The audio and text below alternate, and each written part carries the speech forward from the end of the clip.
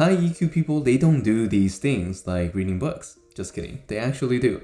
But they don't do these things that will appear on the screen. And we want to avoid these mistakes when we're building our own relationships. So let's get into it. The first one is not letting your emotions take over. A lot of people, when they get into a conflict with someone, they tend to really let that conflict influence and taint their perspective of the other person entirely. Then all these small things start to happen, like not inviting the person to certain events, excluding the person in group chats, not giving the person the help that they need. And this is all because of that one single conflict. This totally reminds me of high school. Like this one girl got pregnant, and it really changed the way that people treated her when it shouldn't have. But the truth of the fact is, a lot of people let their emotions get the best of them, and when they carry over to other spaces, people get hurt. Honestly, this can go in a complete different direction too. Like, honestly, how many of us have suffered the loss of an opportunity because of favoritism? And to be honest, I was a teacher's pet a few times too. Because when that objectivity is lost, more mistakes are done, worse and bad decisions are made, which leads to even more regrets. Next is taking sides too quickly. Too many people focus on attacking the person and not the issue. Honestly, I've seen some friends that are just not helpful. Like, some of them are like, what? This person didn't like your post? Oh no, he didn't. People who are emotionally intelligent are cool. Not like a cool person, but like cool-headed.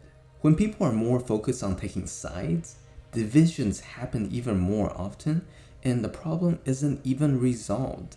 Yes, defending their friends, that's amazing, but it is not helping in the long run.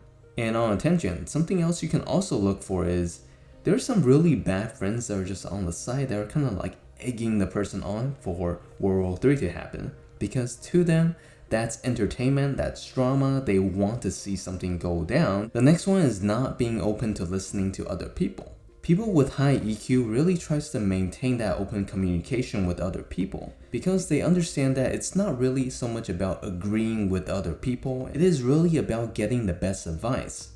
And it is sometimes not the things that they want to hear the most. I'm pretty sure we all met someone that gets really defensive when you try to challenge them on their stance, and those walls makes everything worse. People with high EQ are able to talk to people with different positions, different perspectives. Let's take for instance, let's say you are not a vegetarian, but you are able to talk to people who are vegetarians because you feel like there are stuff that you don't know about them, even though you just think meats are really good. Having that EQ is understanding that you can learn from people that disagrees with you. One of the last traits that I want to talk about that high EQ people they don't do is jumping too quickly into conclusions. Nowadays, a lot of people become easier and easier to offend. Like, what? She left me on red?